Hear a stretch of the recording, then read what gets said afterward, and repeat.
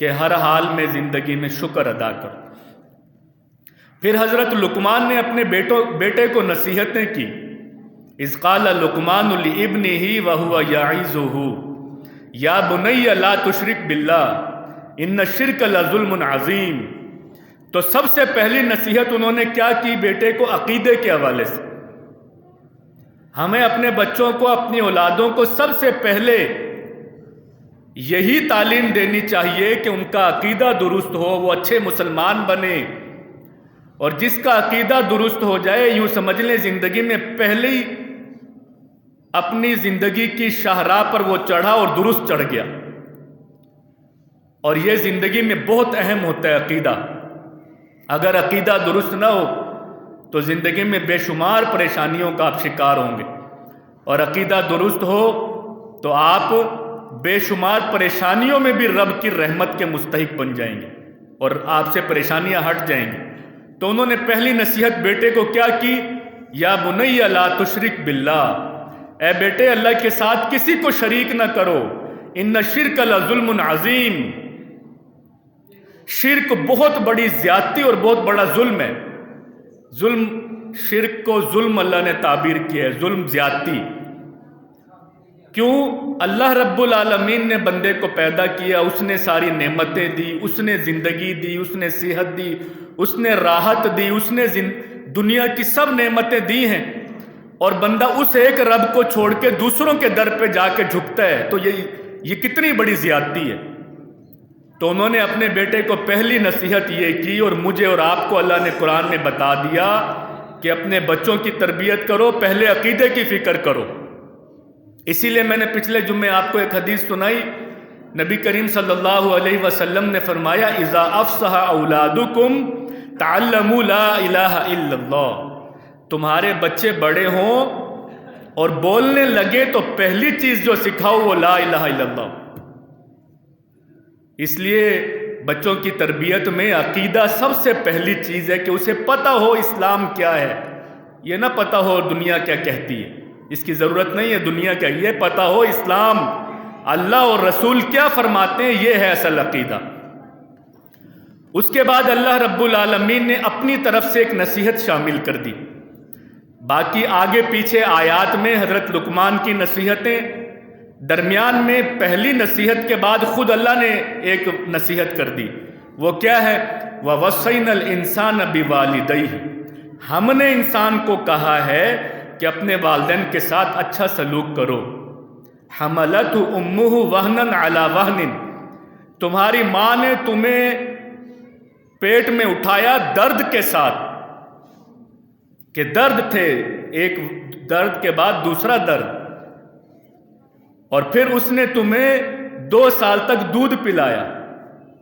تو اللہ تعالیٰ کہتے ہیں کہ میں تمہیں کہتا ہوں کہ میرا شکر ادا کرو اور اپنے والدین کا شکر ادا کرو۔ پھر اس کے بعد اللہ رب العالمین نے خود ایک اور ہدایت بھی دے دی، وَإِن جَاهَدَاكَ عَلَىٰ أَن تُشْرِكَ بِي مَا لَيْسَ لَكَ بِهِ عِلْمٌ فَلَا تُطِعْهُمَا، اگر تمہارے ماں باپ بھی تمہیں اسلام سے ہٹنے کی بات دعوت دیں اور میرے ساتھ شرک کی دعوت دیں، اپنے ماں باپ کی بات نہیں ماننا۔ وَصَاحِبْهُمَا فِي الدُّنْيَا مَعْرُوفًا، لیکن اگر تمہارے ماں باپ مسلمان نہ ہوں یا مشرک ہوں تب بھی تم نے ان کے ساتھ برا سلوک نہیں کرنا، مارنا نہیں۔ وَصَاحِبْهُمَا فِي الدُّنْيَا مَعْرُوفًا، اس حالت میں بھی بات ان کی نہیں ماننی، بات اللہ اور رسول کی ماننی ہے، لیکن ان کے ساتھ اچھا سلوک کرنا ہے۔ وَاتَّبِعْ سَبِيلَ مَنْ أَنَابَ إِلَيَّ، اور ان لوگوں کے راستے پہ چلنا جنہوں نے میری فرما برداری کی۔ کیوں؟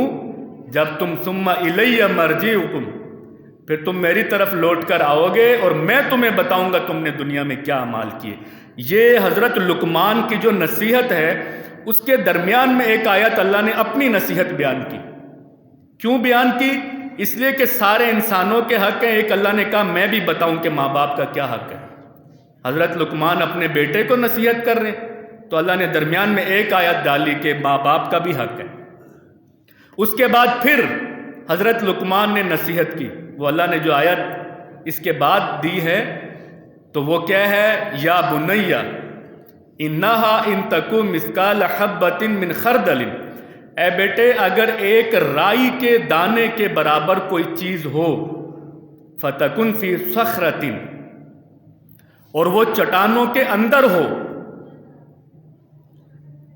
او فی السماوات، یا آسمانوں میں کہیں ہو، او فی الارض، یا زمین کے نیچے کہیں ہو، اللہ اس کو لے آئے گا۔ تو بیٹے کو کیا نصیحت کی کہ بیٹے کوئی برائی، اصل بات کیا ہے، اس آیت کا مدعا اور مقصد کیا ہے کہ کوئی برائی ایسی نہیں ہے کہ تم دنیا میں کرو اور وہ اللہ سے پوشیدہ رہ جائے، کوئی اچھائی ایسی نہیں ہے کہ تم دنیا میں کرو اور وہ اللہ سے پوشیدہ رہ جائے، اس سے کچھ پوشیدہ نہیں رہتا۔ یہ جو مثقال ذرۃ آیا ہے، یہ ہے مثقال ذرہ، رائی کا دانہ کہتے ہیں کیا ہوتا ہے؟ رائی کا دانہ علماء کہتے ہیں کہ ایک گندم کے دانے کے 27 حصے کرنا، بعض کہتے ہیں ایک گندم کے دانے کے 70 حصے کرنا، آپ یوں سمجھ لیں بس ذرہ، یعنی آپ ذرہ بھر برائی کریں تو اللہ اس کو جانتا ہے، اور ذرہ بھر اچھائی کریں گے تو یہ نہ سمجھے میری اچھائیاں ضائع ہو گئی۔ بہت سے لوگ ہم نے دنیا میں دیکھیں شکوہ کر رہے ہوتے ہیں کہ اسی تے ہر کسی دے نال اچھائیاں کتی سانوں کی لبیا۔ بابا ملے گا، اگر آپ نے واقعی اچھائی کی ہے تو اللہ رب العالمین منصف ہے، آپ کو دنیا میں بھی ملے گا، آپ کو آخرت میں بھی ملے گا اگر آپ نے واقعی کی ہے۔ اور جس بندے نے ذرہ برابر برائی کی ہے وہ ضرور دیکھ لے گا۔ پھر انہوں نے بیٹے کو اس کے بعد نصیحت کی، یا بنیا، اے میرے بیٹے، اقیم الصلاۃ، نماز قائم کر۔ چوتھی نصیحت اللہ نے کیا بتائی؟ انہوں نے نصیحت کی، یا بنیا اقیم الصلاۃ، اے بیٹے نماز قائم کر۔ پہلی کیا کہ شرک نہ کر، اور دوسری اللہ نے شامل کی کہ والدین سے حسن سلوک کر، اور تیسری یہ کہ کوئی عمل پوشیدہ نہیں ہے اللہ رب العالمین سے، اس لیے عمل کرتے ہوئے ذرا خیال رکھ۔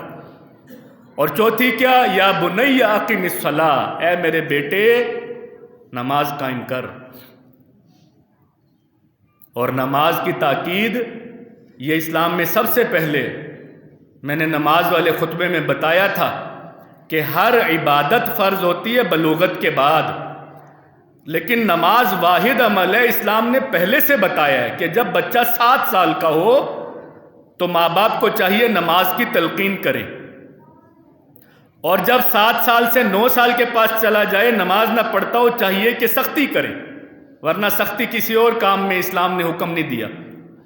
لیکن یہاں ماں باپ کو کیا کہا ہے کہ بیٹے کو 7 سال تک تو تلقین کرو، اور 7 سال سے اوپر عمر جائے نماز نہ پڑھتا ہو تھوڑا سختی کرو۔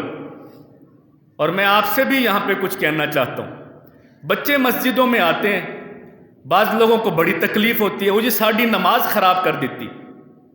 بابا بچے آپ کے گھر میں ہوتے ہیں، گھر تو آپ کا خراب نہیں ہوتا، گھر میں چیزیں توڑتے ہیں وہاں تو آپ گھر سے تو نہیں نکالتے، آپ سمجھاتے ہیں، آپ پیار سے بتاتے ہیں، تو مسجد میں بچے آتے ہیں، بعض بزرگ یا بعض جوان ویسے ہی پریشان ہو جاتے ہیں، پیچھے پڑ دیتے، اے جی اینو لے کے آ گئے، انہوں پتہ کی ہے مسجد دا کوئی ادب و احترام بھی ہوندا ہے، ہاں جی ہوندا ہے ادب و احترام، لیکن اس کو مسلمان بھی بنانا ہے۔ فلم دیکھے تو کوئی روک ٹوک نہیں، کارٹون دیکھے تو کوئی روکنے والا نہیں، آپ خود دکھاتے ہیں، گیم میں کھیلے تو آپ کوئی نہیں روکتے، اور مسجد میں آ جائے تو 4 بندے ویسے ہی پیچھے پڑتے ہیں، انہوں کی پتہ ہے جی مسجد شور کرتا ہے، تو شور کرتا ہے، مسجد اللہ کا گھر ہے۔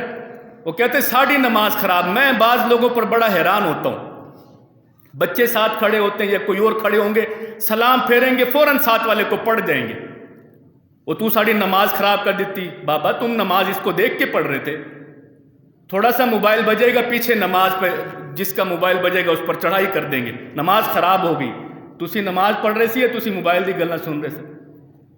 جس سے غلطی ہو جاتی ہے اس کو بھی احساس ہوتا ہے۔ ہم نے کتنے لوگ دیکھے ان کا موبائل بج جاتا ہے، بیچارے پریشان ہو جاتے ہیں، جان بوجھ کے نہیں، کبھی بھول کے بھی ہو جاتا ہے۔ تو بچے آ جائیں مسجد میں، ان کو نکال دینا مسجد سے کہ یہ چھوٹے ہیں جی، ان کو کیوں لے آئیں، آج مسجد میں لے کر نہیں آؤ گے کل مسجد میں کیسے آئے گا؟ دنیا کے جتنے حرام کام ہیں، غلط کام ہیں، وہاں تو کوئی پابندی نہیں ہے، آپ کا بچہ کیبل پہ بیٹھتا ہے، آپ کے بچے کے پاس موبائل ہے، آپ کے بچے کے پاس ویڈیو گیمز ہیں، آپ کا بچہ سکول میں جاتا ہے، پوچھیں وہاں سب کچھ آزادی ہے، مسجد میں آئے گا تو ویسے تکلیف ہو جائے گی، وہ جو شور کرتا ہے۔ تو اس لیے بچوں کو مسجد میں آنے سے نہ روکیں، یہ ہمارا مستقبل ہے، یہ مسجد میں آئیں گے تو اچھے مسلمان بنیں گے، یہاں سے کوئی خیر لے کر جائیں گے۔ اس اللہ کے گھر میں آنے سے بھی رحمت ہے۔ آپ کے چھوٹے بچے ہوں، میں طریقہ آپ کو بتا دیتا ہوں۔ آپ کے چھوٹے بچے ہوں، اسلام میں طریقہ پہلے تو یہ کہ سب سے پہلے مردوں کی صفیں، اس کے بعد خواتین کی مسجد ہوتی ہے، اس کے بعد بچوں کی۔ لیکن آج کل ایک اور، کیونکہ زمانہ ذرا بدل گیا ہے اور مسجدیں بھی اچھی بن گئی ہیں، والدین بھی بچوں کو ساتھ لا سکتے ہیں، آپ کے بچے آپ کے ساتھ آ جائیں، چھوٹے ہوں تو آپ کونے میں لے کے کھڑے ہو جائیں اپنے ساتھ، آپ دیکھیں پھر شور نہیں کرتا بچہ۔ آپ پیچھے ساروں کو اکٹھا کر دیں، وہ لڑائی کریں گے، کھیل کود کریں گے، سارا کچھ کریں گے۔ تو بہتر یہ کہ ماں باپ بچوں کو ساتھ لائیں اور ان کو سکھا اور پڑھا کے پہلے سے لائیں، اور پھر جب وہ آ جائیں ساتھ تو اپنے ساتھ بٹھائیں ان کو، اور جو بچے ہیں ان کو بھی تلقین کریں، سمجھائیں، لیکن مسجد سے نہ نکالیں، ان پر ناراض نہ ہو۔ یہ مسجد میں آتا ہے، میں نے خود اپنی آنکھوں سے ایک بچہ دیکھا بچپن میں، جب ہم چھوٹے تھے، نماز پڑھنے آتا تھا، تو ایک بزرگ نے جمعے میں، وہ ہمارے ساتھ، ہم ذرا بڑے تھے، وہ ہمارے سے تھوڑا چھوٹا تھا، ساتھ وہ پہلی صف میں شوق سے نماز پڑھتا تھا، اس کے ماں باپ نہیں پڑھتے تھے، میں ساری فیملی جانتا، ہماری کالونی کا بچہ۔ تو وہ کچھ دن نماز پڑھنے آیا، ایک بزرگ نے کہا پیچھے ہو جمعے میں، نہیں پیچھے ہوا، پیچھے ہو، نہیں ہوا، پکڑ کے کندھوں سے پیچھے کیا، میں نے دیکھا وہ مسجد سے نکل گیا، پھر نماز پڑھنے نہیں آئے۔ تو آپ اللہ کے گھر سے لوگوں کو روکنے والے کیوں بنتے ہیں؟ اللہ کہتے ہیں اس سے بڑا ظالم کون ہے جو بندوں کو اللہ کے گھر آنے سے روک دے۔ تو بچوں کو مسجد میں لائیں، بچے مسجد میں آ جائیں، آپ نہ پریشان ہو کے شور شرابہ کر دیتے ہیں۔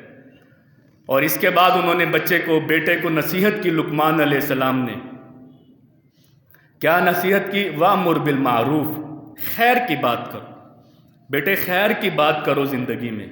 اور تیسری نصیحت کی وَانْہَ عَنِ الْمُنْکَرِ، اس آیت کی تیسری نصیحت، ویسے چھٹی نصیحت۔ تو انہوں نے کہا بیٹے برائی سے بچ کے رہو اور لوگوں کو برائی سے روکو۔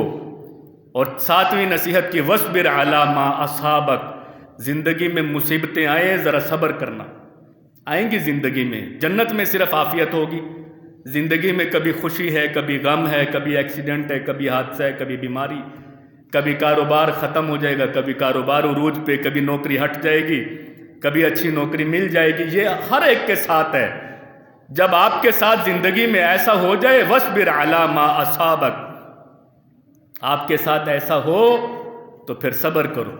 إِنَّ ذَلِكَ مِنْ عَزْمِ الْأُمُورِ، یہ جو باتیں ہیں یہ والی، اقیم الصلاۃ، نماز قائم کرنا، اور امر بالمعروف اور نہی عن المنکر، اور صبر، فرمایا إِنَّ ذَلِكَ مِنْ عَزْمِ الْأُمُورِ، یہ بڑے حوصلے کی چیزیں ہیں، یہ ہر بندہ نہیں کرتا، اس لیے ہر بندہ پریشان ہوتا ہے، پھر روتا ہے، شکوے شکایت کرتا ہے۔ تو جب پریشانی آ جائے تو نماز پڑھیں، خیر کے کام کریں اور صبر کریں، یہ پریشانیاں زندگی سے گزر جائیں گی اور اللہ اس سے بڑی کامیابیاں دے دے گا۔ اور پھر کہا بیٹے کو نصیحت کی وَلَا تُصَعِّرْ خَدَّكَ لِلنَّاسِ، تکبر نہ کرو، وَلَا تُصَعِّرْ خَدَّكَ لِلنَّاسِ، لوگوں سے منہ نہ موڑو، اپنے آپ کو بڑی شے نہ سمجھو۔ تو تُصَعِّر کہتے ہیں عربی میں، اونٹ کو ایک خاص قسم کی خارش ہوتی ہے ادھر چہرے کے اوپر، تو جب وہ ہو جاتی ہے تو وہ منہ موڑ کے رکھتا ہے۔ تو وَلَا تُصَعِّرْ خَدَّكَ، اللہ نے بڑے بامعنی الفاظ بیان کیے۔ بعض لوگوں کے پاس تھوڑا سا پیسہ آ جائے نا، وہ دیکھو ان کا چہرہ کیسے ہوتا ہے، وہ لوگوں سے آنکھیں نہیں ملاتے، خواتین میں یہ زیادہ ہوتا ہے، تھوڑے سے حسین ہوں، آج کل تو لڑکوں میں بھی وہ لڑکیوں والی حرکتیں ہیں، تو تھوڑا سا مال آ جائے، تھوڑا سا عہدہ اچھا مل جائے، تھوڑا سا اللہ نے شخصیت اچھی بنا دی ہو، وہ ہر ایک کو جملے کستا پھرے گا، کوئی اندھا ہوگا اس کو ایسے سنا دے گا، کوئی کانا ہوگا اس کو ویسی بے عزتی، تمہارا بس چلتا ہے، تمہاری آنکھیں تم نے بنائی ہیں، اور جو اندھا ہو گیا وہ اپنی خوشی سے ہو گیا ہے، تو اس کو دیکھ کے عبرت پکڑ۔ اور اس لیے اللہ نے وَلَا تُصَعِّرْ خَدَّكَ لِلنَّاسِ، اپنے چہرے کو لوگوں کے لیے ایسے برا نہ بناؤ۔ اور وَلَا تَمْشِ فِي الْأَرْضِ مَرَحًا، ایک اور نصیحت کیا کی، زمین میں اکڑ کے نہ چلنا۔ وَاقْصِدْ فِي مَشْيِكَ، اپنی چال میں اعتدال پیدا کر، وغضض من صوتک، اور اپنی زبان کو پست رکھ، اپنی آواز کو پست رکھ۔ یہ چال جو ہے نا، یہ بڑی معنی خیز چیز ہے۔ اللہ نے قرآن میں یہ چال اور آواز دونوں اکٹھی بیان کر دی ادھر، یہ جو آیت میں پڑھ رہا ہوں آپ کے سامنے۔ وَلَا تُسَائِرْ خَدَّكَ لِلنَّاسِ وَلَا تَمْشِ فِي الْأَرْضِ مَرَحًا، زمین میں اکڑ کے نہ چل۔ وَاقْصِدْ فِي مَشْيِكَ، اپنی چال میں اعتدال پیدا کر۔ یہ دیکھ لو، مال آتا ہے لوگوں کی چالیں بدل جاتی، اور چور کی چال الگ ہوگی، جیب کترے کی چال الگ ہوگی، شریف بندے کی چال الگ ہوگی، بدماش کو دیکھ لو اس کی چال الگ، اپنے آپ کو ایم ہی بدماش بناتا ہے۔ چال دیکھ لینا، مونچھیں دیکھ لینا، شکل دیکھ لینا، کیسی عجیب و غریب ڈراؤنی بنائے۔ جو چاہتا ہے نا میں بدماش بن جاؤں، ایم ہی بس، وہ شکل بھی عجیب و غریب بنائے گا، آپ کو دیکھتے ہی پتہ چلے گا یہ کوئی اور ہی دنیا کا بندہ ہے۔ تو اللہ کیا کہہ رہے ہیں؟ کہہ رہے کہ اپنی چال ڈھال کو خراب نہ کرو۔ وغضض من صوتک، اور اپنی آواز کو پست رکھو۔ جب بات کرو سلیقے سے کرو، لڑائی جھگڑے سے نہ کرو۔ جس کے پاس دلیل ہوتی ہے وہ لڑتے نہیں ہیں، جس کے پاس دلیل نہیں ہوتی وہی اگلے پہ چڑھائی کرتے، غصہ کرتے، گلا پھاڑ کے چڑھ جاتے۔ ان انکر الاصوات لصوت الحمیر، فرمایا گدھے کی آواز بڑی اونچی ہوتی ہے لیکن سب سے گندی آواز ہے۔ یہ اللہ کہہ رہے، میں نہیں کہہ رہا ہوں۔